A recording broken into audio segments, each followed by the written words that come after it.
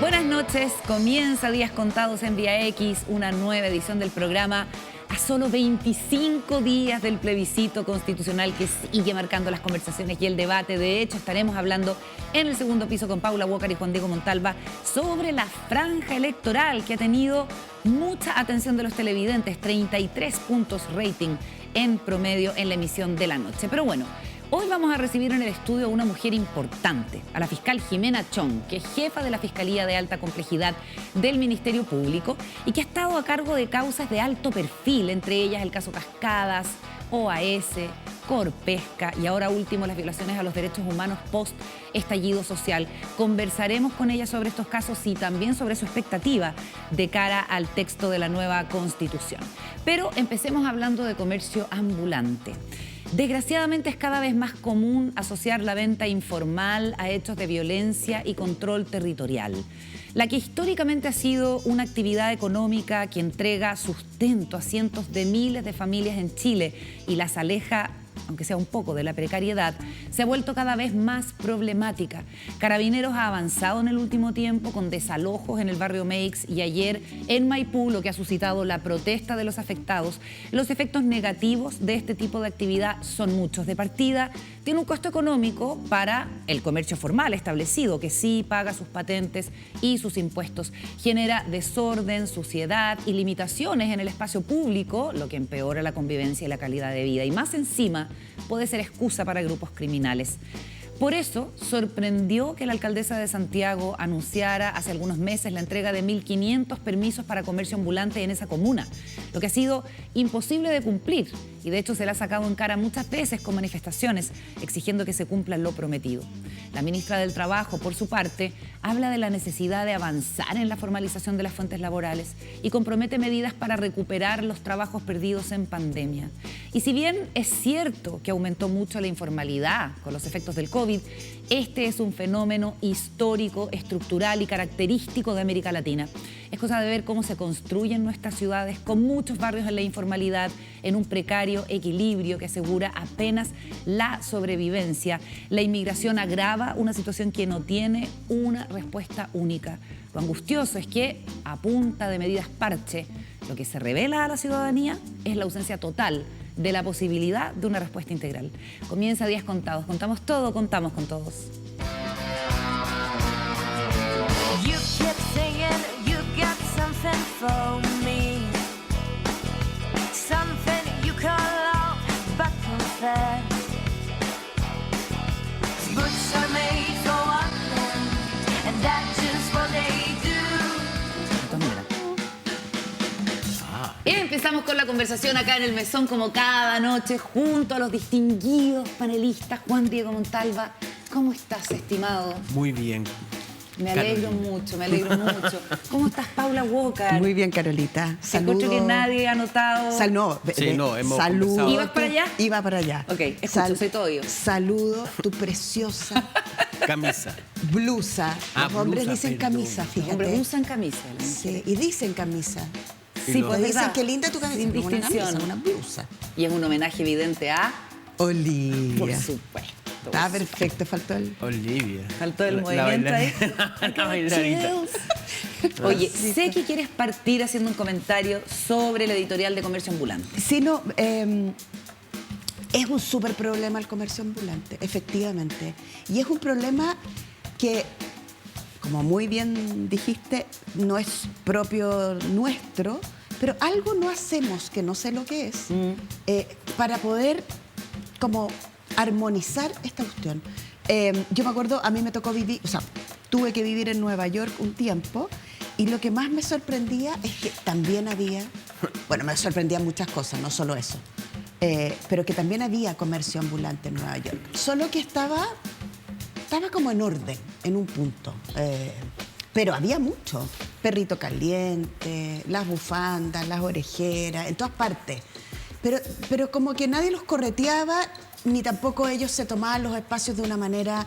Entonces, hay algo, ojalá que la mesa resulte. Hoy en la mañana temprano habían desórdenes en el centro, porque efectivamente hay gente que vive del comercio informal, pero también hay mafia en el comercio informal. Entonces, esa mezcla va a requerir de una mirada bien quirúrgica de las autoridades. Y cuando tú hablas de la mesa, es esta mesa que abren las autoridades, esta mesa de trabajo, Sí. para poder darle una respuesta a esto, y lo que se quejaba algunos y algunas de las ambulantes es que no habían sido incluidos y estaban con lienzos que decía somos trabajadores, no somos delincuentes, y es una cuestión muy dolorosa que ha pasado en Concepción, que ha pasado en cierta medida también ahí cerca del mercado en Temuco con las hortaliceras mapuches, que también han sido correteadas históricamente. En Concepción ha sido muy complicado, y esto es algo que está pasando en todas las ciudades de Chile. En La Serena la otra vez hubo una pelea monumental en plena calle entre carabineros, entre formales, entre informales. Y es un problema social súper, súper severo, además de otras problemáticas que tenemos, como esta imagen impresionante de la gente durmiendo en el metro. No sé si la viste, Juan Diego, pero da la impresión de que muchos de ellos son inmigrantes, ¿no? Bueno, bueno, hemos conversado en otros casos, ¿no? Que es la proliferación de estas pequeñas carpas o casas instaladas principalmente en la ribera del río Mapocho. Tremendo, en la Alameda, en el Sí, manejo pues, la central de Alameda, que también sí. No, yo... En los parques. En los parques, sí. en todos lados. No, que respecto al comercio ambulante, en los 90 hubo, me acuerdo, un caso bastante emblemático de un economista peruano que se llama Hernando de Soto. Y que era bastante, hoy día lo podríamos ver como algo jocoso, algo gracioso, pero él basó todo su planteamiento en que el comercio ambulante, que en Perú es muy fuerte, muy grande, era un ejemplo del libre mercado, de que como que el Estado no podía y no respondía a las necesidades. Era muy difícil tener una empresa, entonces la gente salía a la calle con el Esa era su impulso, respuesta, digamos. claro, su impulso, ¿me entendís?, por participar de la economía capitalista. Y bueno, el señor Hernando de Soto ha pasado, A hay la otros historia. libros, se casa con gente, se casa frecuentemente con gente cada vez más joven. Se casa de matrimonio, sí. Se desposa. Y fue candidato, fue uno de los... ¿Te has fijado que Juan Diego siempre sabe esas cosas? Me encanta el dato como íntimo. Sí, Ay, el dato no. conyugal, yo te diría, más sí. específico. Es muy importante eso. No, pero bueno, Vamos a no, es entrar que a fue preguntar. candidato, no, lo que pasa es que fue precandidato electoral para esta elección. Ah, Y ahí me acuerdo que sacó una polola mucho más joven de la que yo le conocía. Que mira, ya era de joven. la que yo le conocía. Oye, pero nosotros tenemos también nuestros propios peces que capturar, o pescados que pescar. Y queremos hablar de las franjas, porque hemos estado haciendo averiguaciones con gente que ha trabajado en las franjas políticas, que tiene experiencia en esto, para que nos ayudara con un tipo de visión un poquito más experta de lo que hemos estado viendo las últimas jornadas. Comienza el segundo piso de Días Contados.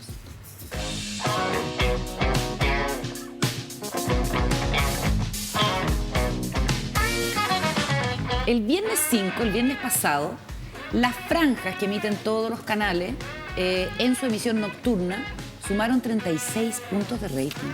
Una cosa impresionante. Y en promedio... Como la época de Sábado Gigante. Exactamente, como Viva el Lunes. Claro, la ¿Verdad? franja Viva el Sí. Lunes. Pero esto recordemos que son los 5 canales de la televisión abierta que los emiten. No sé en el caso de Telecanal y TV+, si también tienen que emitirlos por ley. Pero bueno, la cosa es que hay interés. La elección presidencial de diciembre también suscitó harto interés el tema de la franja. Pero como estamos en este escenario inédito con este plebiscito constitucional, obviamente que hay muchas personas que buscan allí respuesta. Uno podría inferir eso de la alta audiencia que han tenido. Pero ustedes se han formado ya una opinión de lo que ofrece en términos de contenido de la franja del apruebo y del rechazo. Vamos a estar conversando mientras vemos algunas de las imágenes de lo que ya se ha emitido, estas del apruebo. ¿Cómo lo has visto, Paula? Sí, es que Estamos tan claros. me quedé... Me no, encantan los puntos suspensivos de la Paula. Sí, es una marca registrada. me quedé pensando. A ver, yo creo que están en progreso. Tan optimista siempre. Sí, bueno, esa es una característica. No, yo creo que la del apruebo podría ser mejor, por lo menos tiene una cosa que no es fácil. Voy a ordenar Mira, la del apruebo la encuentro un poquito dispersa. Encuentro que va pegoteando cosas y si uno la mira así, es como la Rosa de... ¿Se acuerdan de la Rosa de Erika? Claro. Ya, la Rosa de Erika.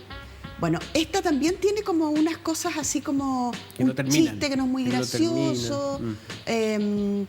Todas tienen sus pueblos originarios que no se pusieron de acuerdo con el resto. Entonces, tengo la impresión de que hacen lo que a veces sucede con esto, y es que cada uno le habla a su público. Entonces uno se encuentra con dos políticos, por ejemplo, en la franja del apruebo. Yo anoche la vi con mi hija. ¿Ya? Ella planchaba porque mi hija, Plancha. además, no, cose. Cosa, mira qué bonito. Sí, ¿ah? Un ella oficio se antiguo. hace su ropa, además de estudiar, su hobby es hacerse su ropa. Sería Entonces, una perfecta protagonista para alguna de las campañas de la es franja más, del apruebo o el sí, rechazo. y ella estaba con su planchita, pues está haciendo una pieza, y estábamos mirando la tele. Y apareció estos dos políticos, jóvenes, uno, la otra no tanto. Y la Elisa lo miró y me dijo, ¿quiénes son? O sea, para un público como ella, que tiene 22 años y que va a ir a votar y que le interesa lo que está pasando, y además decían unas cosas que eran como rápidas, incomprensibles. Luego había un par de historias en el apruebo que eran súper interesantes, que las vi anoche, que van sacando números, están en una sala de espera, van sacando números, y la señora, el señor y gente diversa además, llevo 25 años esperando tener mi casa propia, llevo 3 años esperando mi operación de cadera, llevo 8 años. Esa me pareció súper buena y súper Porque ella lograda. saca el numerito que dice 4 de 4 de septiembre. septiembre, Pero ha exacto. servido para mucha crítica porque pareciera como que después del 4 de septiembre la señora la van a atender al tiro. Y eso no es así. De hecho, han hecho un pegoteo desde la campaña del rechazo con una declaración que hace Nicolás Seguirre, el exministro de Hacienda, el domingo en Estado Nacional, en que dice, el que crea que aquí la salud va a mejorar de la noche a la mañana, señora, le están contando cuentos. Entonces, la verdad es que quedaba muy ad hoc el comentario a esa imagen de la campaña, ¿te fijas? Sí. Ahora, Mira. lo que pasa es que las campañas suelen contarte una historia.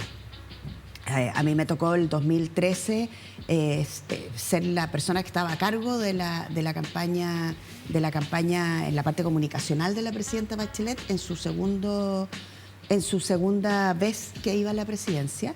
Y ahí yo les cuento después un par de anécdotas sobre lo que significa cuando los creativos te presentan piezas de campaña. Y eso es punto Me suspensivo. imagino. Después se las cuento Doloroso. después. La interna. No, la interna es muy divertida.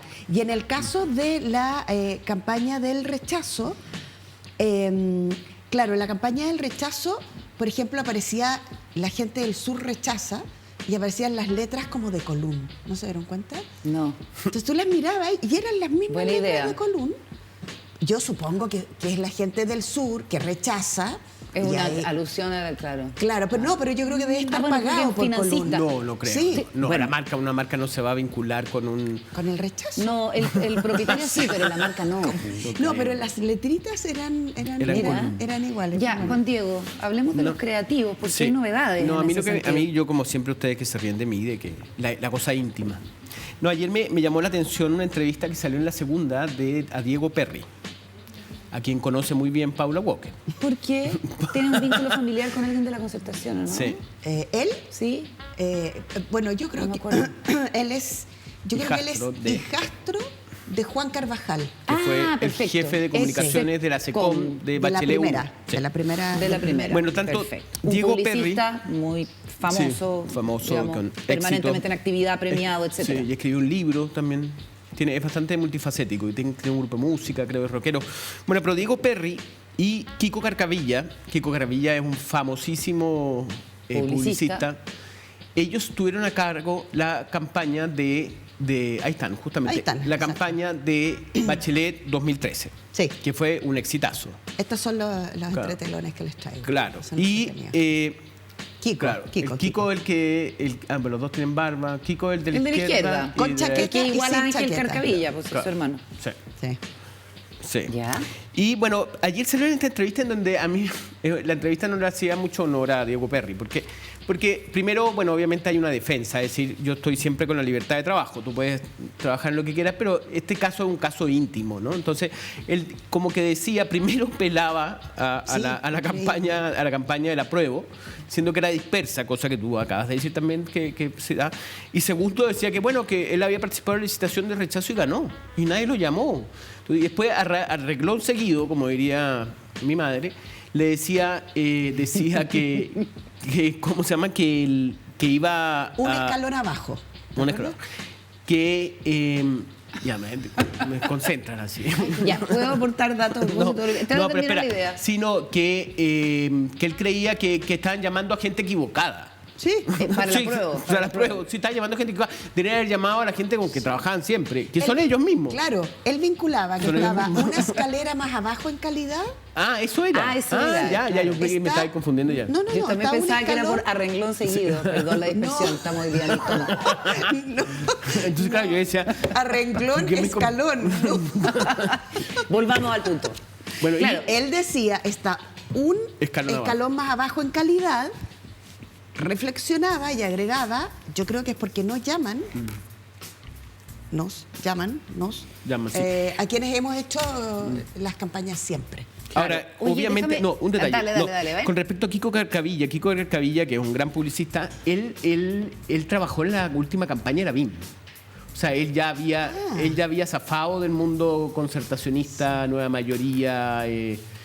Entonces, Ya, yo creo que lo Ajá. que está quedando como transversalmente la idea de que la campaña del rechazo está mejor articulada que la del apruebo, eso es algo que yo creo Sí. que está como bastante en el aire, sobre todo para el estándar de las campañas de la derecha con las que uno compara la campaña del rechazo, que en general han estado históricamente basadas en ideas superracionales, como cerebrales, Miedo. desde el dinero y desde el miedo. Y estas no son palabras mías, son palabras de un importante director publicitario con quien estuve conversando ayer, que ha trabajado en muchas franjas políticas, decidió dejar de trabajar porque dice no hay creatividad posible, porque lo que tú propongas te lo para el jefe de campaña o el propio candidato que ya tiene como una idea prehecha, entonces es muy difícil tener un diálogo y por eso yo me aburrí y no hice más.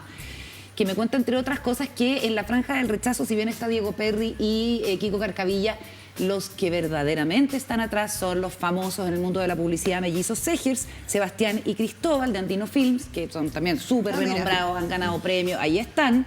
A ellos no les gusta mucho figurar porque obviamente es mejor estar menos asociado a una cuestión política cuando trabajas con todo tipo de marcas y en todo tipo de países y con todo tipo de sensibilidades políticas, pero es un secreto a voces que son los mellizos Segers los que están detrás y que de hecho fueron los autores de esta primera pieza en que sale una actriz que todo el mundo pensó que era un testimonio real, Ah, resultó ¿verdad? ser una chica de la prueba a la que le pagaron y fue como un pie en falso Punta. para un pequeño chascarro al inicio de la campaña.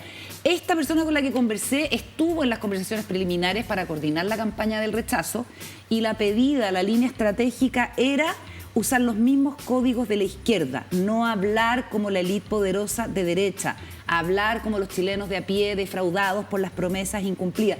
Y en realidad, si uno ve el contenido, dice, eso se logró en términos de la estrategia. Y se mostraba como bastante decepcionado en la campaña del apruebo, que habitualmente las campañas de la izquierda y la centroizquierda han jugado con el factor sorpresa. Entonces, eso se ha perdido. Se estiró demasiado el chicle del chileno, orgulloso de ser chileno, hablar desde el corazón, La a diferencia de camiseta. hablar desde la razón. la guitarra.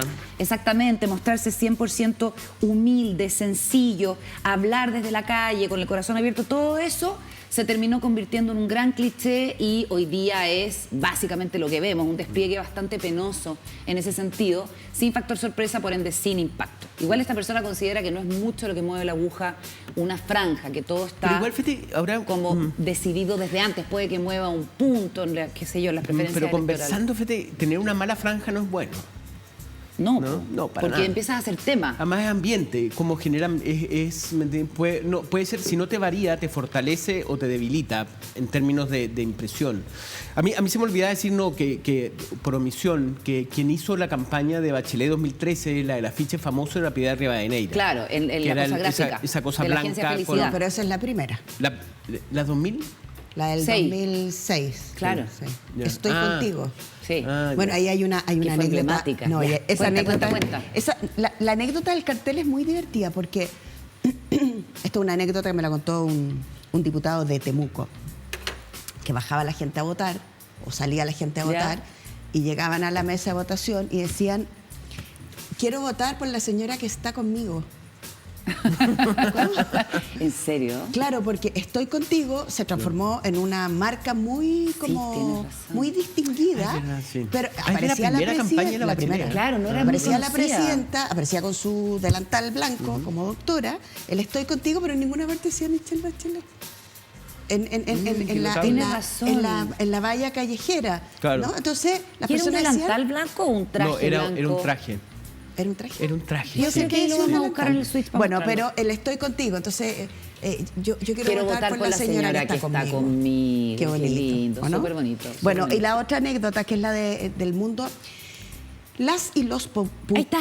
Claro, Esa era verdad. claro. Hoy, ¿verdad? Que No sabemos si es un delantal, puede ser un delantal Yo o creo puede que es ser delantal. una blusa. Yo creo que es delantal. Yo creo Pero que bueno, es un kimono. el juego, como Que- un kimono. claro. El estoy Mira, contigo. qué impresionante. Yo creí que era de la segunda. Sí. Entonces, yo quiero votar por la señora que está conmigo.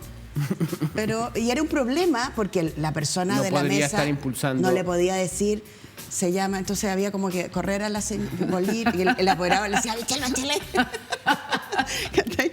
Porque la creatividad es genial en un punto, pero luego tú tienes que buscar creatividad, que es lo que apasiona al mundo de la publicidad. Que los vimos ahí para que la gente los vea en la casa, entonces siempre son como medio chascones y son como honderos. Por supuesto, nunca se ponen corbata. Pueden llegar a ser muy millonarios. Pero muy millonarios, Muy muy millonarios. millonarios. Pero además, ya. En la campaña del 2013 tuvimos dos piezas que eran muy divertidas, pero muy antagónicas también. Entonces nos presentaron las piezas. ¿Ya? Y nos sentamos en una salita a mirar las piezas. Primera pieza espléndida, que es una pieza muy recordada a la gente que la vio, que es una familia que está conversando y que llega el momento en que los hijos, uno de ellos queda en la carrera que quería estudiar. Ay, tenía que elegir. Y el papá Entre los y la hijos. mamá, la familia, tenía que elegir Ah, me acuerdo, era buena qué esa. hijo tenía que estudiar. Y entonces el más grande le ¿Quién decía... podía? ¿A quién le Claro, lo le decía, apoyaba? hermano, no te preocupes, este año te toca a ti. Ay, No, era atroz, terrible, y era terrible. muy emocional, era muy bonita, estaba muy conectada con lo que le estaba pasando a las personas. Así que 7. ¿Ya? Y Segunda luego pieza. la otra, de la misma agencia, del De la mismo misma grupo. agencia, el mismo grupo que agarró los códigos de la izquierda y se los pasó al rechazo, en esta lógica que tú... Bueno, segunda pieza era como el chiche. Y era una pieza sobre un músico muy conocido, pero, o sea, no muy conocido, un músico chileno Conocido. que maneja un auto, que nunca salió al aire, pero se filtró en redes. ¿Ya? Entonces estábamos ahí y miramos la pieza y la pieza era inentendible. O sea... Críptica. Críptica. Pero como era el grupo de los hombres creativos, más el jefe de campaña que era hombre y el asistente que era hombre, las que no nos gustaba éramos mujeres. Y nadie se atrevía a decirle, perdona, pero no se entiende nada. Qué duro. Me tocó. No te puedo creer. Me tocó. Y yo levanté el dedito y dije, está súper bonita, súper bien filmada, pero no se entiende nada la franja. Entonces, ¿Ya? ya, no les gustó y la tuvimos que... O sea, No quedó. Porque, ¿qué es lo más relevante de la franja, como decía la Carola? Es que tú te conectes con las personas. Las personas que están viendo vean que ahí hay parte de su historia cotidiana, no del lujito Del publicista. del publicista Claro. que se quiere ganar el premio y filma todo súper bonito.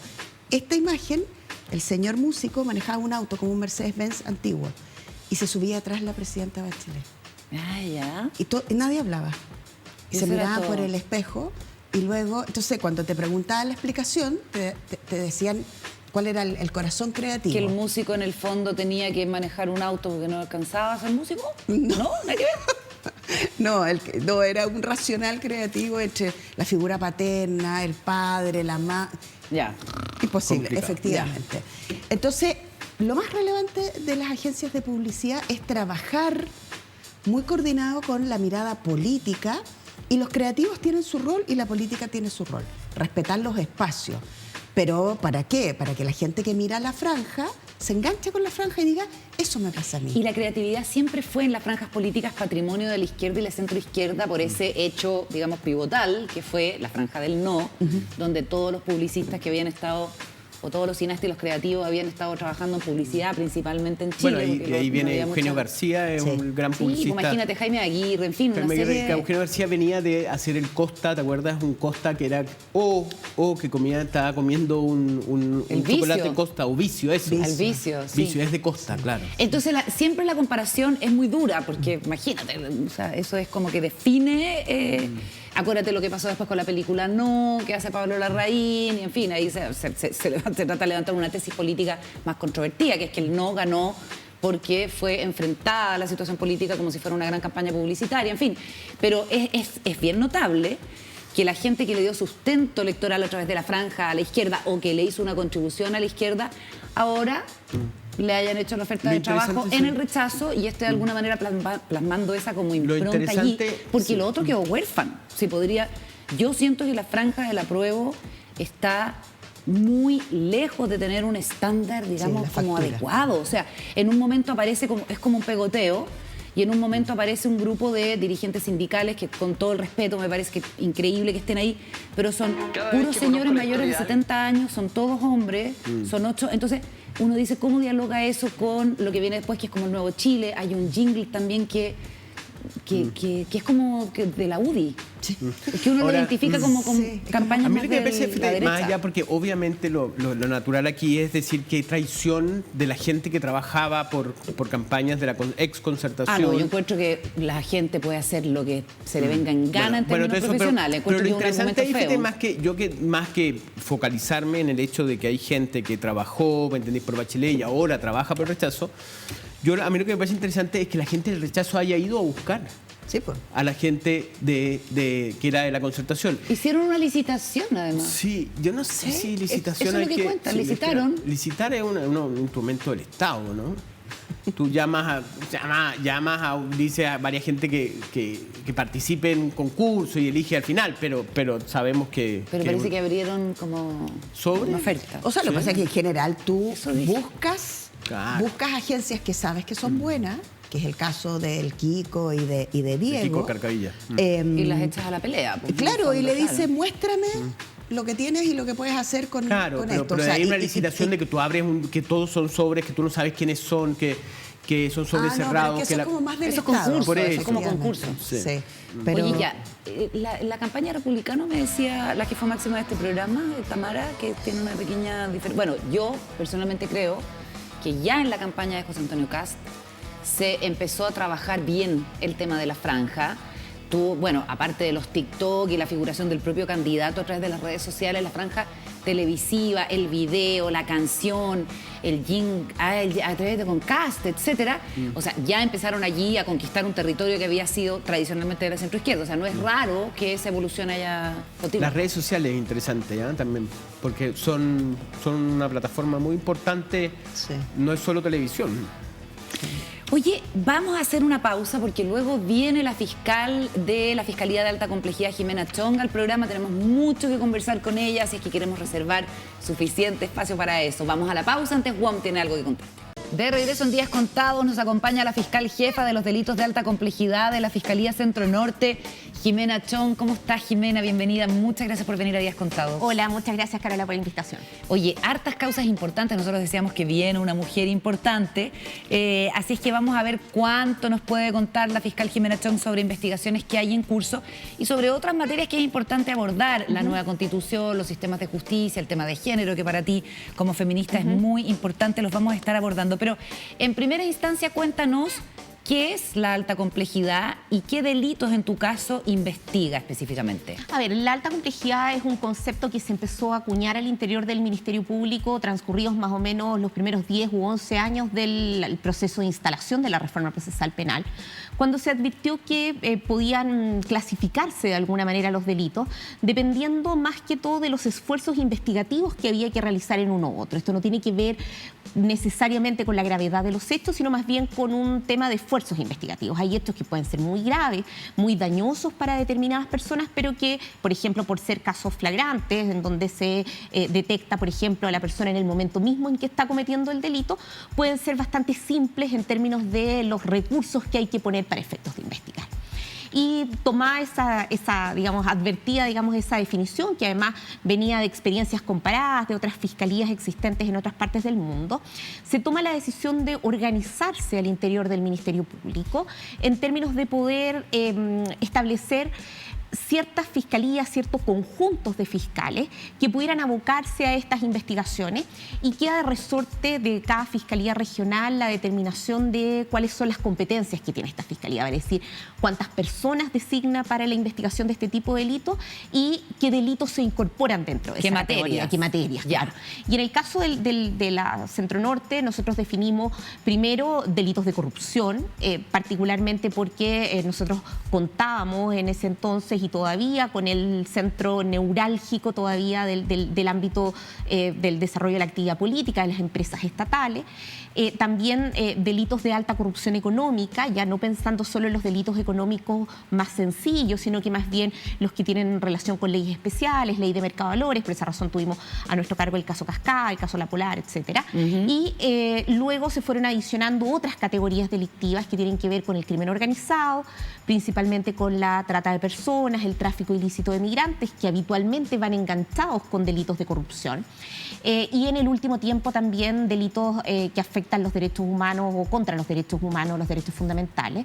Nosotros ya teníamos dentro de nuestra cartera de casos algunas situaciones asociadas principalmente a personas en custodia, bajo custodia del Estado, que habían sido agredidas por funcionarios de Gendarmería o por funcionarios de Carabineros, y a partir ya de los hechos que se desencadenan del 18 de octubre en adelante, nos hicimos cargo también de todas las denuncias asociadas a vulneración de derechos humanos ocurridas en el contexto de manifestaciones, y eso nos ha mantenido a mi equipo, digamos, a cargo de esas investigaciones. A propósito de eso, en lo que ya vamos a profundizar, pero ¿qué te parece el debate que se dio hace algunos meses, sobre todo cuando asumió el presidente Boric, sobre los presos políticos a partir del estallido y la constatación de que hay muchas personas que llevaban más de 2 años en prisión preventiva? ¿Tú crees que esa es una acusación que no tiene asidero, y la crítica además al Ministerio Público por la demora en muchos casos en acusar? ¿Cómo la ves?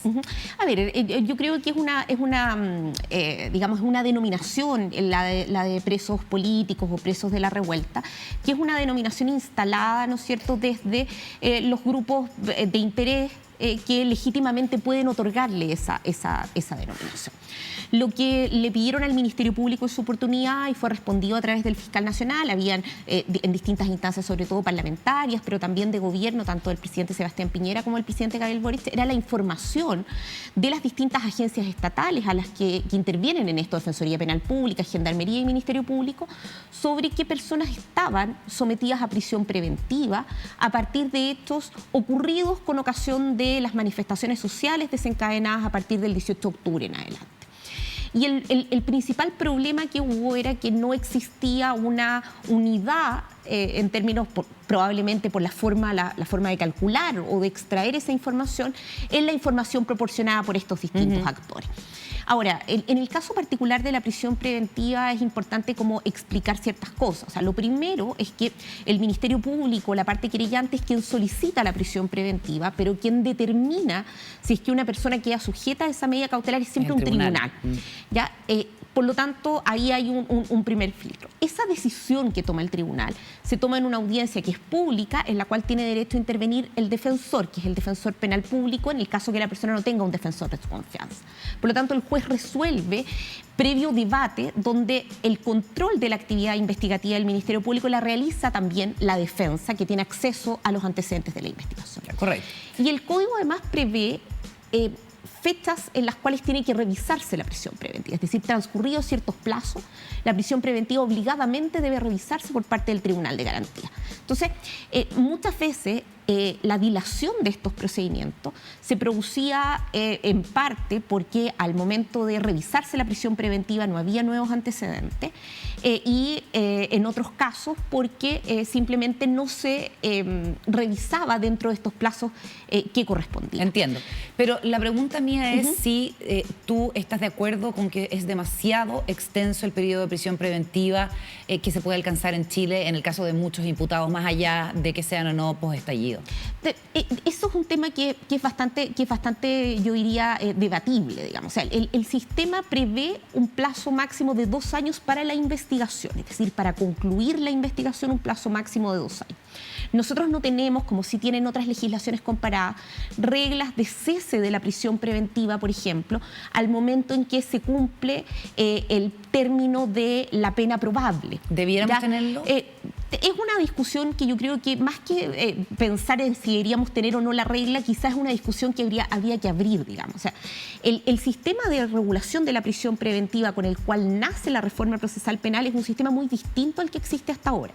Distintas leyes de estas denominadas de agenda corta, ¿no es verdad?, en distintos periodos de gobierno, periodos legislativos, lo que han hecho es ir reduciendo el ámbito del debate y las posibilidades incluso que muchas veces los jueces tienen para resolver en relación con una prisión preventiva. Pensemos que hoy día la ley presume que existe peligro para la seguridad de la sociedad en ciertas categorías de delito.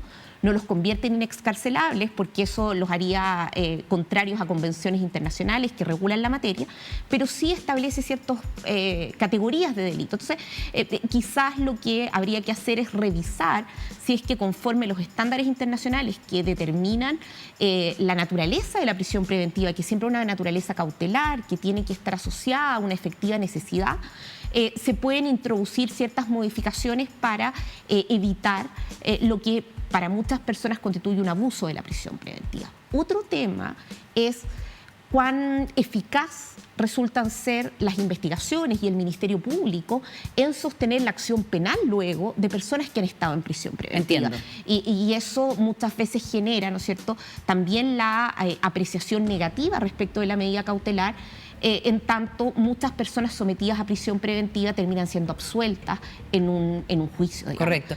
Jimena, hay una sensación en este momento, y la respaldan además las cifras, de aumento de los delitos violentos, de mayor temor de la población, y en ese sentido la Fiscalía, lo que uno escucha muchas veces es que se quejan por la cantidad de causas que tienen, por la falta de fiscales, por la falta de recursos, por la falta de peritos, por la falta de horarios continuados, en fin, de una serie de cuestiones. ¿Cómo te las arreglas tú para administrar esta escasez que uno asume hay en la Fiscalía Nacional y qué sería necesario hacer para fortalecer, no el ámbito de las competencias del Ministerio Público, porque sabemos que tiene hartas, demasiadas, dicen algunos, sino el tema de los recursos para ser más efectivos en la persecución penal? A ver, nosotros nos hemos mantenido con una dotación idéntica a la que teníamos hace varios años. Nosotros, el Ministerio Público no tiene un refuerzo, un plan de fortalecimiento desde el año 2015, en donde se crearon las fiscalías de focos delictivos.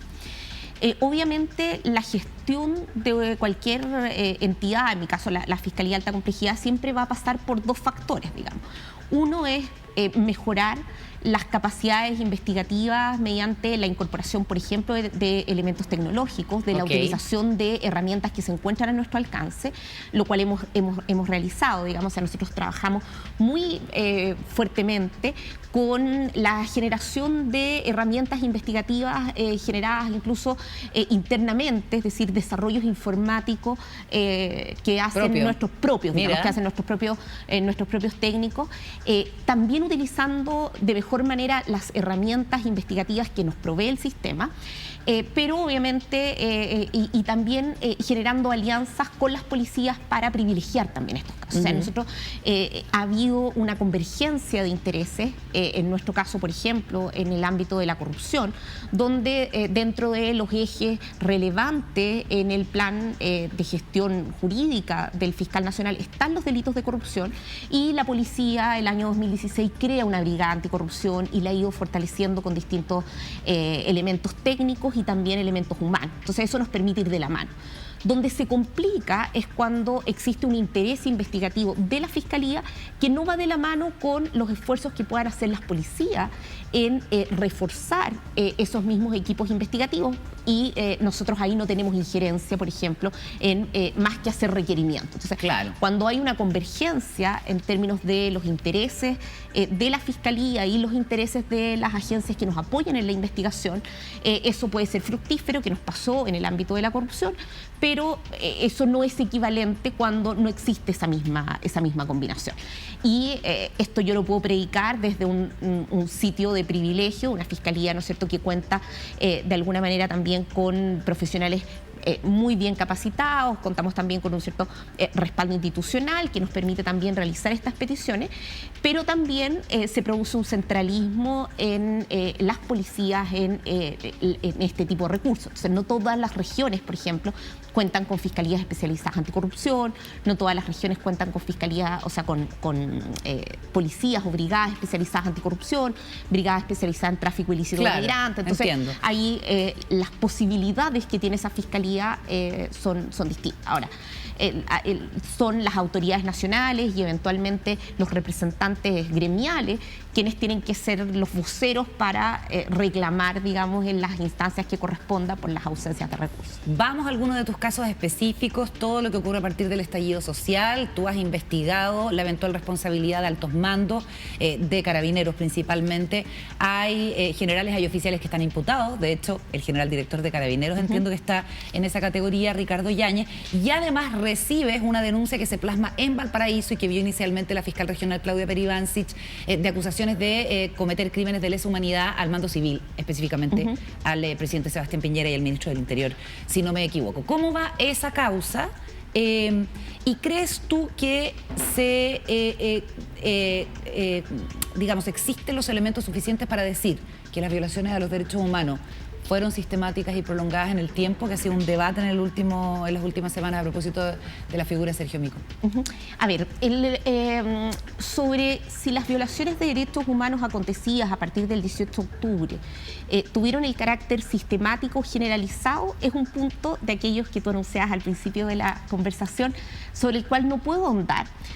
Principalmente voy a dar la explicación de por qué. Porque el delito de lesa humanidad que está recogido en nuestra legislación, que proviene del Estatuto de Roma y proviene de la legislación internacional, del derecho internacional de los derechos humanos, está definido como aquellos hechos que acontezcan en un contexto de sistematicidad y un ataque sistemático en contra de una parte de la población o un ataque generalizado en contra de una parte de la población. Por lo tanto, como se trata de una investigación que se encuentra judicializada por la interposición de querellas en contra de distintas autoridades, pero que no se encuentra formalizada, cualquier pronunciamiento que yo haga respecto de eso podría implicar una anticipación de decisiones que nosotros tenemos que tomar en su momento, porque forman parte del tipo penal. Lesa humanidad desformalizada. Lesa humanidad desformalizada. En paralelo, por lo tanto, no voy a poder opinar sobre si existe o no existe. Lo que el Ministerio Público sí ha podido constatar, y eso aparece en cifras que se encuentran publicadas en la página de la Fiscalía de Chile, es que existió entre el 18 de octubre y una fecha que podríamos situar a fines de marzo del 2020 o incluso más avanzado el 2020, un número importante de denuncias a lo largo de todo el país de personas que señalaban haber sufrido apremios ilegítimos, torturas o algún otro hecho que pueda ser considerado como un delito contra los derechos humanos o ocurrido a partir de manifestaciones sociales, causado por agentes del Estado o elementos portados por agentes del Estado, que se dispara en relación a las denuncias previas, digamos. O sea, para que ustedes se hagan una idea, nosotros a nivel país, digamos, se mantenían investigaciones más bien episódicas y solo la Fiscalía Centro Norte entre octubre y diciembre llegamos a procesar 3.500 denuncias de personas que habían sido, digamos, lesionadas con ocasión de encontrarse en manifestaciones y por agentes del Estado. ¿Cuántas condenas de los casos que has visto tú has logrado concretar? En el caso de Gustavo Gatica, nosotros todavía no llevamos casos a juicio. Varios de los casos que nosotros tenemos acusados, los juicios se han ido dilatando. A nivel país sí hay cifras, hay algunas condenas, hay otros casos que ha habido absoluciones, hay varios casos que están con recursos de nulidad. El caso Fabiola Campillay, por ejemplo, que lo lleva la Fiscalía Occidente, la fiscal Paola Pablaza, no es Paola Pablaza el nombre, pero la fiscal Paola Zárate. Perfecto. Ahora sí. Es un caso que está hoy día en juicio oral, está ventilándose ahora el juicio oral. En el caso de Gustavo Gatica, nosotros tenemos plazo para presentar la acusación, o sea, plazo de investigación abierto, hemos seguido realizando diligencias, vamos a presentar acusación probablemente dentro de los próximos días, y los casos que nosotros tenemos formalizados, la Fiscalía Centro Norte, que son alrededor de 15 o 16 casos, son casos en donde todavía no llevamos ninguno a juicio oral, ¿ya? Teníamos fijado un juicio oral respecto de un funcionario del ejército por un hecho acontecido en Colina, Ya. pero el juicio se postergó para el 30 de noviembre, ¿ya? O sea, casos nuestros de la Fiscalía Centro Norte todavía no. En el caso de Gustavo Gatica hay solo un imputado, que es Claudio Crespo. En el caso de Gustavo Gatica hay un solo imputado, que es Claudio Crespo, sin Teniente de perjuicio de Carabineros, eso. estaba Claro, bajo. era coronel de Carabineros. Coronel, Coronel ya. de Carabineros en ese momento y está dado de baja, está fuera de las filas de Carabineros. Y tú sabes, ahí está la imagen de Claudio Crespo, que es muy activo en redes sociales, tiene una cuenta de Twitter, no sé si lo has visto, donde básicamente lo que hace es organizar a la gente para hacer una protesta en conjunto de algo que consideran ha sido una persecución de la justicia y de la Fiscalía contra el actuar de Carabineros, culpándolos de asuntos que no han cometido, y en el contexto además de una revolución, una revuelta social, en fin. Y hay harta gente que piensa de esa manera, digamos, que defiende el actuar de Carabineros y que cree que de alguna manera hubo excesiva cantidad de presentación de querellas en contra de la propia policía. Incluso van más allá. Dicen, a partir de toda esta culpabilización del actuar de Carabineros, hoy día Carabineros se inhibe en su actuar. ¿Qué te parece todo ese debate? A ver, yo creo que Claudio Crespo, como cualquier persona que se encuentre imputada, goza, salvo en relación con las medidas cautelares, de todo el ejercicio de sus legítimos derechos, de entre ellos la libertad de expresión. Por lo tanto, él puede manifestarse a través de redes sociales o en actuaciones públicas de la forma que mejor le parezca. Sobre ese punto no me voy a pronunciar. Ahora, respecto de lo segundo, ¿ya? Yo creo que hay que clarificar varias cosas, digamos. La manifestación, el derecho de manifestarse es un derecho humano fundamental. Digamos, también está reconocido en las convenciones internacionales, está reconocido en la Constitución y supone, por lo tanto, también un ejercicio legítimo de control democrático, ¿no es verdad? Los ciudadanos cuentan con el derecho legítimo de manifestarse. Y el Estado le debe al derecho de manifestación las condiciones para que esa manifestación se realice en condiciones de seguridad, ¿no es verdad? Y que ese derecho de manifestación no afecta a terceros, es decir, se compatibilice con el ejercicio legítimo de los derechos de las terceras personas.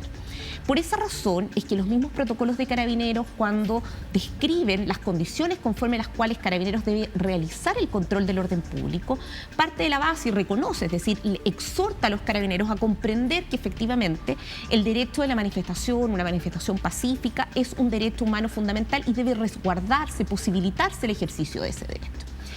Esto tiene como contraparte, entonces, que cualquier persona que concurre a una manifestación cuenta con la legítima expectativa de que el Estado, en su obligación de prestar servicio a la ciudadanía, le garantice que puede manifestarse sin ser objeto de ningún riesgo indebido. Y frente a la comisión de delito, por ejemplo, cuando una persona realiza un delito de desórdenes públicos, un lanzamiento de bomba molotov, un daño a la propiedad pública, a la propiedad privada, los riesgos asociados para cualquiera de nosotros que incurre en una conducta de esas características, como los riesgos asociados de la persona que incurre en un delito de robo, en una agresión, en un golpe, en un homicidio, siempre va a ser poder ser aprehendido, sometido, por lo tanto, a un tribunal y eventualmente condenado a las penas que prevea la ley por una ley dictada con anterioridad que defina claramente cuál es ese comportamiento. Claro, que no haya una retaliación. Que no haya, justamente. Entonces, in situ. Justamente. Entonces, cualquier exceso que cometa el Estado constituye o potencialmente puede constituir un delito contra los derechos fundamentales. Y la razón por la cual se sancionan entonces es porque el Estado, al tener el monopolio de la fuerza, no le está permitido a ninguno de sus agentes que cometa algún exceso. Por eso es que la policía está definida, ¿no es cierto?, como una policía jerarquizada, profesional, que tiene formación, que se invierte en la formación, tienen protocolos, y esos protocolos son las reglas del juego con la cual yo puedo contar. Y por lo tanto, Fiscalía dice, no se respetaron los protocolos, hubo excesos y por ende el Estado no cumple y hay responsables. Tal cual. Entonces, si el protocolo dice, por ejemplo, que para yo poder utilizar una bomba lacrimógena a través de una carabina lanzagases, tengo que lanzarla a cierta cantidad de metros de distancia, en parábola, nunca contra las personas, nunca contra la multitud, y tengo un funcionario de Carabineros que sí le dispara directamente a la multitud o a una persona determinada, generándole una lesión, eso genera una responsabilidad penal de ese funcionario de Carabineros. Y esa responsabilidad penal se imputa en una audiencia pública, que es la de formalización. Luego, las medidas cautelares son decididas por un juez que mide cuál es la potencia probatoria de los antecedentes que nosotros reunimos.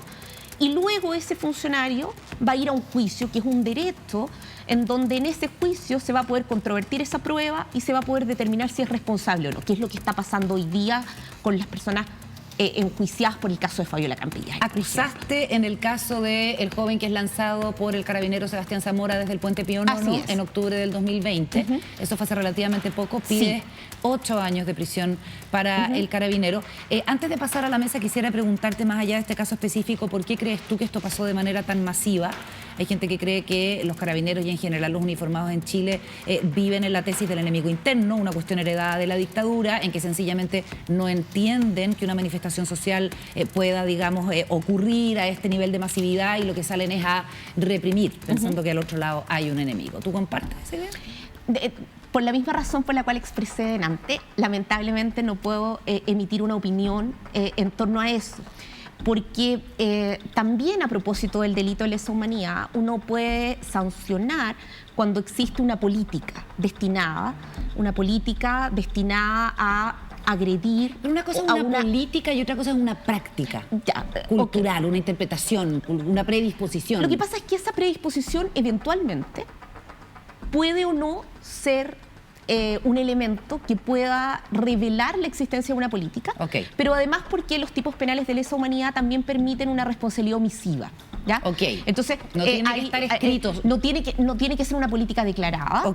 Uno podría, el típico caso visto a nivel de derecho penal internacional es omisiva, digamos.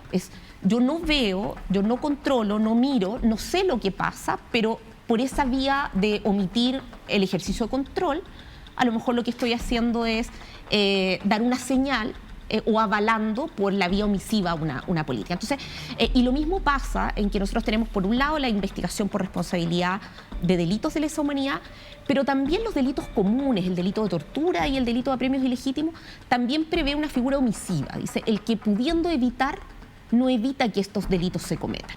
Y por lo tanto, ahí también se han iniciado una serie de querellas que también están a nuestro cargo por esa responsabilidad omisiva. ¿Solo contra uniformados o también contra civiles? También contra civiles. ¿Qué tipo de mando? Mando civiles. ¿Qué tipo de autoridad?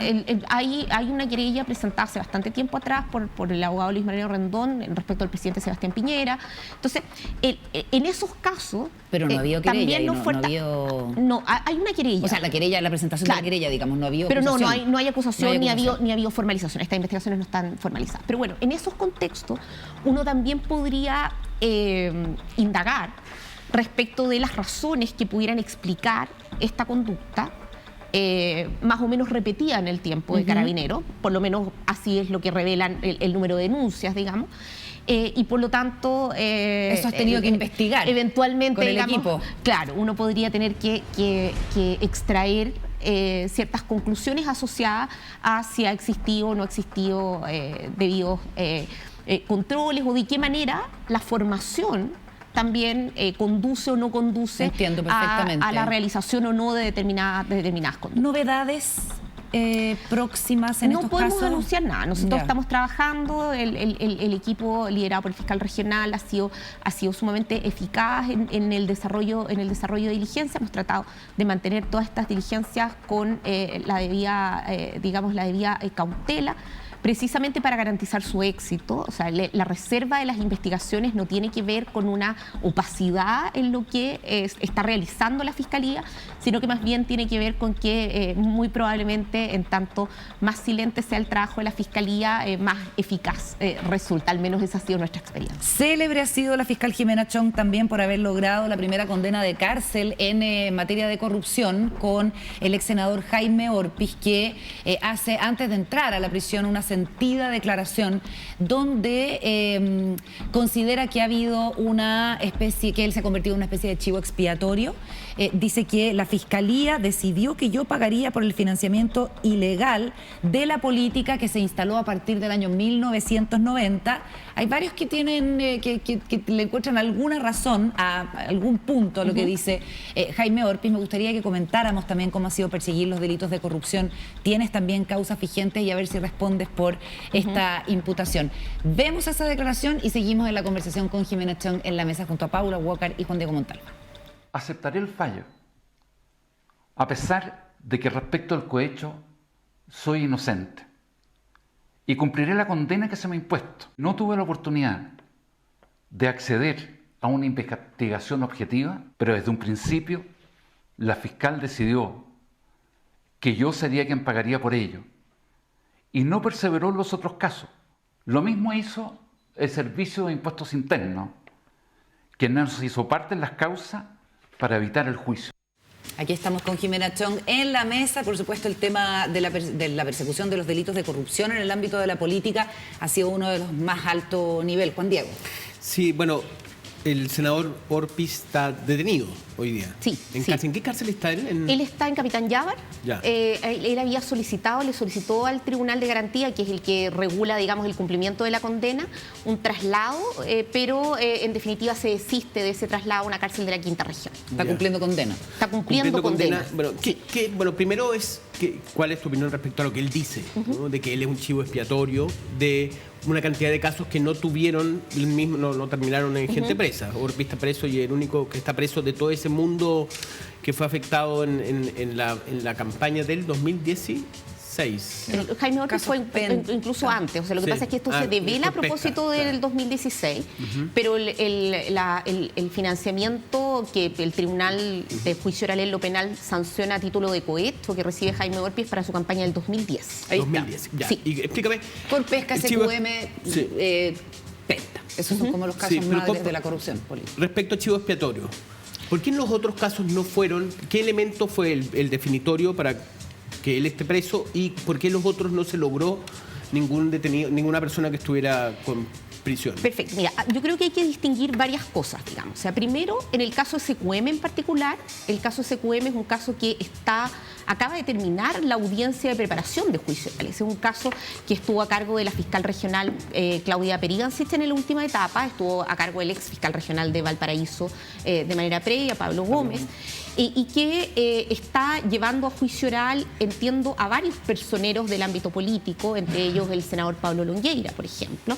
La audiencia preparatoria duró más de 1 año y medio y esa investigación no estuvo a cargo de la Fiscalía Centro Norte. Entonces, hay que hacer ahí una diferenciación. El 2015, cuando estallan todos estos casos, el fiscal nacional de la época, Sabas Chaguán, toma la decisión de tomar a su cargo estas 3 investigaciones. El fiscal Chaguán tuvo en su momento directamente a cargo la investigación de Penta, la investigación de SQM y la investigación de Corpesca. E integró un equipo de fiscales de distintas fiscalías, donde estaba el fiscal Emiliano Arias, donde estaba el fiscal Carlos Jajardo, estaba Pablo Norambuena, la fiscal Carmen Gloria Segura, una serie de fiscales. Yo estaba por Corpesca. Y estos fiscales que estábamos convocados a trabajar con el fiscal Chaguán, cada uno de nosotros nos abocamos a alguna u otra de las aristas en particular. En mi caso, yo estuve a cargo particularmente del tema de Corpesca y en particular de la situación del senador Jaime Orpis. Específicamente. Cuando asume el fiscal Jorge Aut dice, yo por transparencia voy a optar por no seguir yo a cargo de las investigaciones, sino que devolver a los cursos normales de investigación que quedan a cargo de las fiscalías regionales. Y lo que hace es designar distintos fiscales regionales para cada una de estas causas.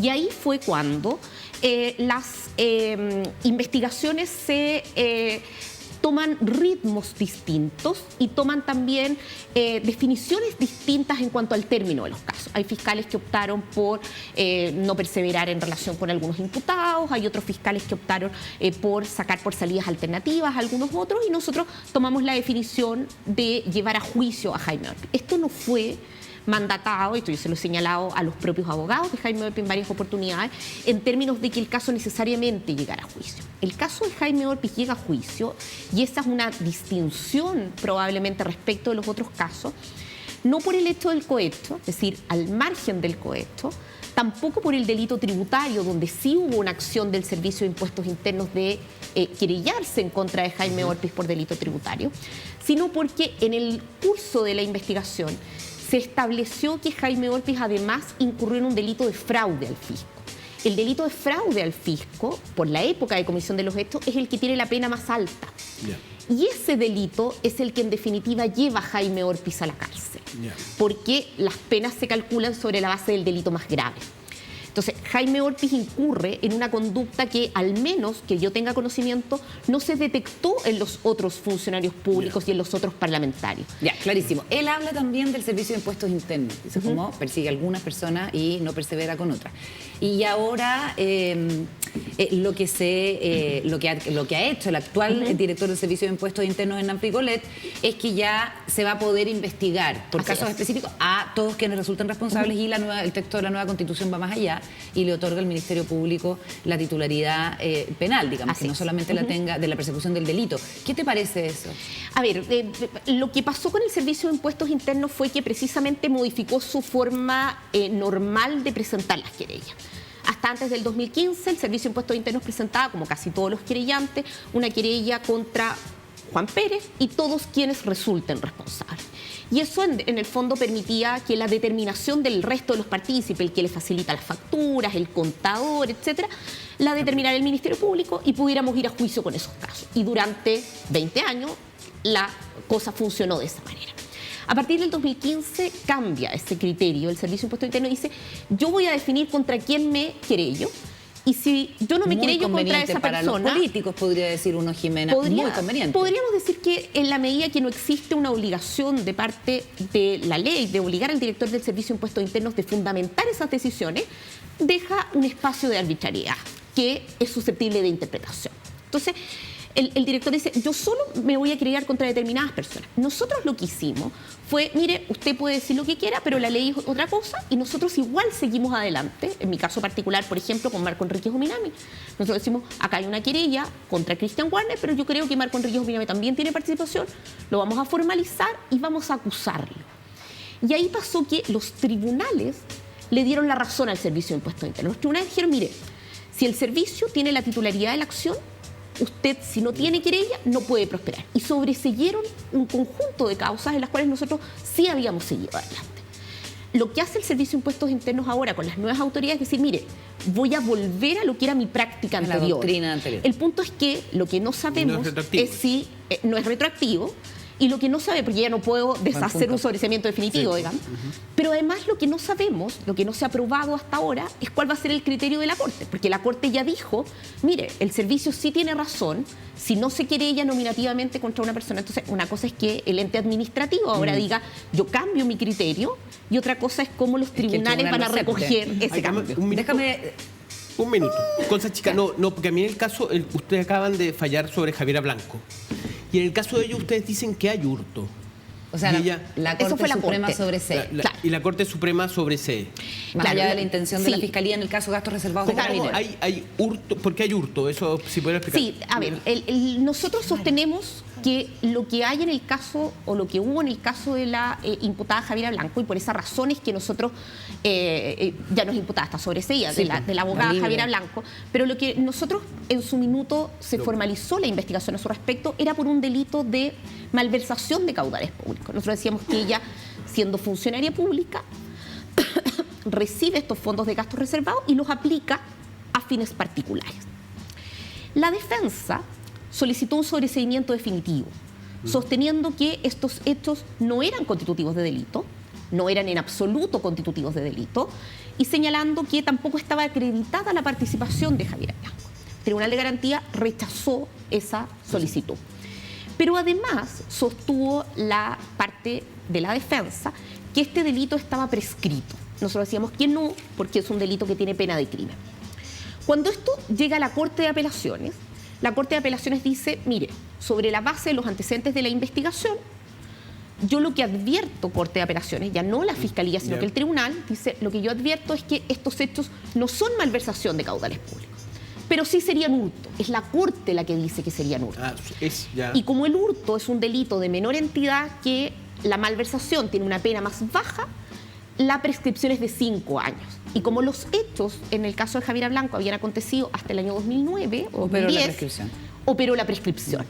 Y la prescripción ya habría operado incluso cuando estos hechos son denunciados, porque recordemos que quien denuncia estos hechos es uno de los imputados del fraude de Carabineros, que en un contexto de declaración Entregada como imputado, dinero, claro. él dice, mire, yo quiero decir que a mí me están acusando de esto, pero los gastos reservados se gastaban para cualquier cosa, incluso se le entregaban a la subsecretaria de Carabineros. Y eso es algo que no se pudo probar. Incluso la defensa de Javiera Blanco dice que están estudiando la eventualidad de acciones legales para buscar una reparación frente a estas 3 investigaciones que quedan en nada. En Y nada. queda Ahora, libre. eso es algo que efectivamente la defensa puede impetrar, una reclamación por error judicial, una reclamación por error de la Fiscalía, una demanda civil, donde el Estado se hace cargo de responder por estos agentes estatales que no cumplimos, pero la decisión de la Corte no es que los hechos no son constitutivos de delito. Entendemos. La decisión de la delito Corte es que que- sería un delito de que menor prescrito. entidad. De menor Y que entidad se- por el tanto prescribió. Paula Walker. Buenas noches. Hola, buenas noches, Paula. Muchas gracias por venir.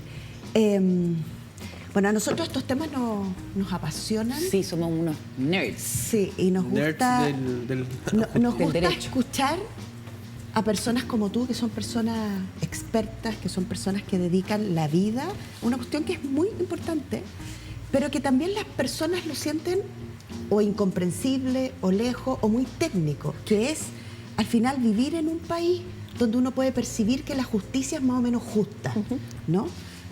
Yo quiero preguntarte cuánto el estallido social, por ejemplo, cuando uno iba a las marchas, se encontraba con pancartas que hablaban, por ejemplo, del Sename y lo que significaba el Sename y lo injusto que era esa manera que tiene el Estado de resolver problemas que a veces son administrativos, otras veces son judiciales, pero muchas veces son de desprotección de los niños.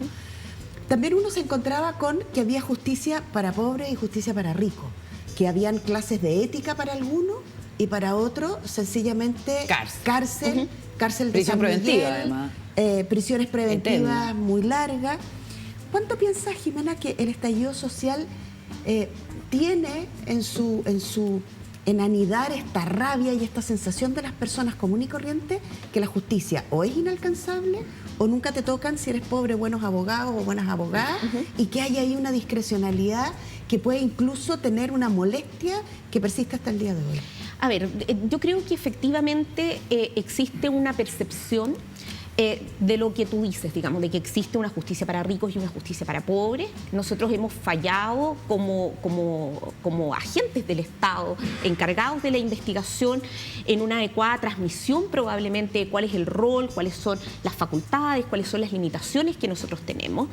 Porque muchas veces si uno se sentara a explicar las razones por las cuales pasan estas diferencias, esas razones muchas veces no están instaladas tan solo, porque pueden estarlo, y eso es algo que el Ministerio Público tiene que hacer también, una acción de autocrítica o de permanente revisión más bien de las decisiones que va tomando. O sea, hay diferencias. Pero puede haber ciertas diferencias, pero hay otras que se explican en otras cosas. Por ejemplo, en que un cohecho, para volver al caso de Jaime Orpi, de la época en que se cometen los delitos que el Tribunal Oral declaró como culpable a Jaime Orpi, tenía un cohecho, una pena que no excedía más allá de los 3 años de privación de libertad.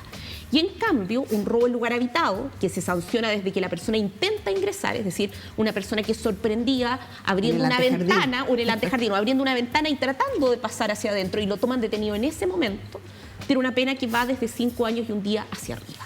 Entonces, pareciera ser que es la ley entonces la que entrega algunas señales. La pena se supone que debiera ser asociada a la gravedad del hecho, pero la ley, si eso es verdad, la ley nos está diciendo: a mí me importa más la propiedad que la probidad. Y la pregunta acá de cajón.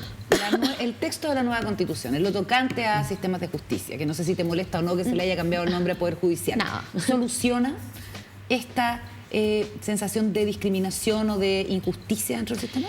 A ver, no sé si lo soluciona completamente, porque no sé, la Constitución no va a tener nunca injerencia en la determinación de las penas, por ejemplo. ¿Ya? Eso pasa más bien por una decisión que han tomado sucesivos gobiernos de estudiar un reanálisis de toda la normativa penal y armonizar toda la normativa penal, pero eso no pasa necesariamente por la Constitución. Donde sí avanza, digamos, el tema de sistemas de justicia creo que es un tema de denominación, a mí en lo personal no me afecta en absoluto, digamos, creo que es un tema bastante menor para detenerse en eso a propósito de las discusiones, pero en el ámbito de lo que sí avanza es, por ejemplo, en establecer prohibiciones específicas para acceder a cargos públicos, a cargos de representación popular en relación a personas condenadas por delitos de corrupción.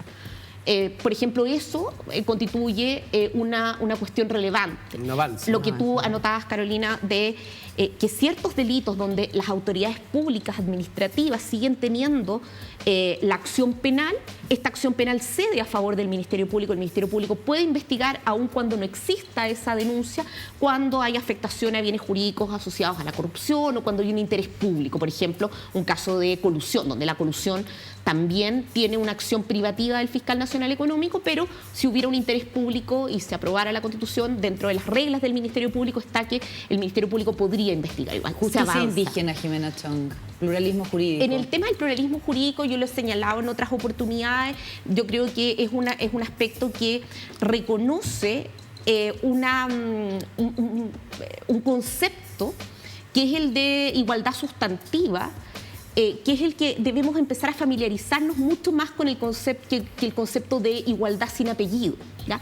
Porque ¿cuál es la diferencia? Porque la igualdad sustantiva supone un reconocimiento de las brechas para efectos de hacerse cargo de esas brechas primero, antes de predicar una igualdad nominativa. En otros términos, la igualdad nominativa supondría que todos los alumnos de colegios tienen, ¿no es cierto?, la misma prueba que, digamos, que rendir para efectos de ingresar a la universidad y que ingresan los que obtengan las mejores notas. Eso, en principio, uno diría, salvaguarda la igualdad. Todos tienen la igualdad en términos de los requisitos que se le ponen. Pero si nosotros nos hacemos cargo de que no todas las personas tienen la misma formación, que es lo que se hizo cuando se incorpora, por ejemplo, el tema del el ranking interno de los colegios, los recursos, etcétera, tú ahí lo que haces es eliminar esas brechas para poder darle lugar realmente a la igualdad. Por eso se habla de igualdad sustantiva. Entonces, cuando se establecen cuotas de género en las elecciones, lo que se está haciendo es propender a una igualdad sustantiva. Corregir rezagos. Corregir esos sesgos o esas brechas de igualdad. Y con la justicia indígena pasa lo mismo. Entonces, yo creo que son sistemas que han demostrado que cuando tú los incorporas a los ordenamientos jurídicos, son sistemas que tienden entonces a evitar estos sesgos que muchas veces, existiendo o no, sí generan un nivel importante de falta de legitimidad del sistema de justicia o de falta de confianza de la ciudadanía en el sistema de justicia. Y eso sí socava fuertemente la democracia. Entonces, son elementos que tienden a instalar la igualdad sustantiva, pero también tienden a fortalecer la democracia por la vía de otorgarle mayor legitimidad también a los sistemas de justicia en este caso. Sí, la Paula te va a hacer una pregunta. Sí. Vamos a ir a la pausa y vamos a cerrar a la vuelta con Jimena Chong, así que ahí también vamos a tener un par de minutitos. Dale, Paula. Súper cortito. El eslogan es todos somos iguales frente a la ley. El nuevo texto de la Constitución ¿asegura eso? La respuesta a la vuelta del corte. Perfecto. Jimena Chong está en días contados. Vamos y volvemos. De regreso en la parte final de Días Contados con nuestra invitada, la fiscal Jimena Chong. Paula, le habías hecho esta pregunta que tiene que ver con las distintas categorías en frente a la justicia. Sí, la pregunta es súper simple. ¿El nuevo texto de la Constitución asegura que todos somos iguales frente a la ley? O sea, al menos lo que yo he revisado efectivamente lo asegura. Lo asegura a título de garantía, establece obligaciones tanto para los jueces y juezas que forman parte del sistema de justicia en términos del trato igualitario. Y además, la circunstancia de que existan estas justicias, digamos, plurales, de todas maneras queda garantizada la unidad porque quedan sometidos a la decisión de la Corte Suprema. Es decir, la Corte Suprema siempre va a ser la que va a digamos, decir la última palabra cuando exista cualquier conflicto de competencia. Por lo tanto, y además pensemos que es un sistema que no es novedoso, no es, a diferencia de otros aspectos en los cuales al parecer la Convención sí innovó. En esto es traernos sistemas que funcionan de esta manera en legislaciones comparadas de distintas partes. No es que los Fiscal. pueblos originarios van a tener más derechos que... No, en absoluto, en absoluto. Esto lo único que establece es un pluralismo jurídico que va a significar que ciertos conflictos van a poder resolverse teniendo en consideración los aspectos La pertinencia. consuetudinarios, ¿no es cierto?, sus propias reglas, pero que si existe un conflicto entre esas reglas y las reglas, por así De decirlo, todos, de de la todos, justicia ordinaria. va a ser la justicia ordinaria siempre la que va a resolver y la Corte Suprema la que va a resolver en última Juan instancia. Diego Fiscal, Montalva. pero en ese contexto, ¿la fiscal Jimena Chong es apruebo o rechazo? No lo podemos manifestar. La ley orgánica tiene una norma que dice que nosotros en las elecciones solo podemos tomar parte ejerciendo el voto, por lo tanto será en el secreto de la Cámara donde ¿Y podrá... qué le parece esta controversia con la instrucción de la Corte de Apelaciones que ha dejado sin efecto, precisamente por la polémica que surgió,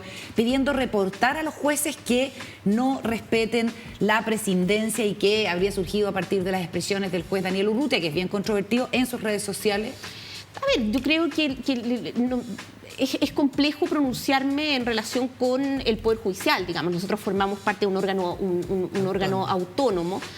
La Corte habrá tenido las razones que competan, la prescindencia de la manifestación política, digamos, es algo que ha sido en general parte de las tradiciones del Poder Judicial. De hecho, de ahí proviene también la que se traslada al Ministerio Público.